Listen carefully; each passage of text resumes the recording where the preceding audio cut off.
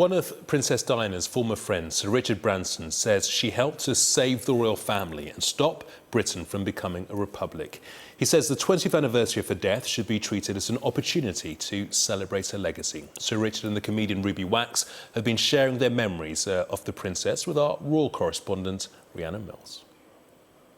Two very different people who shared a remarkable friend. Do you remember the first moment that you met Princess Diana? Yeah. When she shook my hand, I went into a plie position and I couldn't pull out. I froze, with my legs in second position in ballet, as we call it. And Helena Kennedy was trying to get me together, going, if you knew Ruby, she kept saying, I couldn't, my everything dried up. And Helena went, you'd really like Ruby, she's quite funny. And so now Diana's looking at me and nothing is coming out of my mouth. It was my most humiliating moment. One time when she was flying on a Virgin Atlantic plane, she went into the cockpit with Prince William on her knee, and she got on the loudspeaker to everybody in the plane and said, and if you look out to the left, you will see Granny's house, and as we flew over Windsor Castle. Later I was in a health club where she was playing tennis and she came bouncing in and she said, I'm sorry, I'm all sweaty. And then she was my girl. Well, we used to play tennis together. She won, of course. We'd obviously talk afterwards. She had a lot of struggles, and particularly in the last 2 or 3 years of her life, she would open up about them. She put on a very strong face about it. Just get on with her life. So we would sometimes come here, or I'd go, to her place, and we'd tell her what I thought of her clothes. We'd go through the closet. That's a girl. I should have said, give me some. For those closest to Diana, the circumstances of her death were unreal. Do you remember where you were when you found out that she'd died?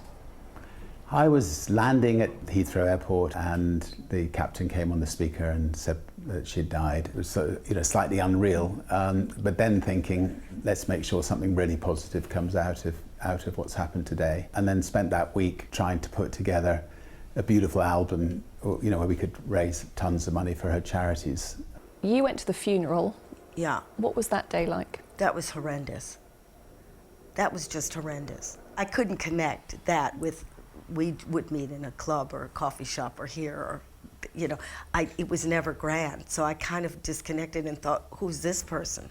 It was so distant from the woman that you knew. And you thought, she must see this, and this would make me a little crazy, to see this type of life. For you, what is her legacy, do you think, 20 years on? She's had 2 magnificent kids who have done fantastic things and will continue to do great things. Have actually saved the royal family, I think. You've obviously been working with Prince William, Prince Harry on their mental health campaign. Mental has such bad implications, so I would rather that they're the representative. It's not somebody on a screen, pity me.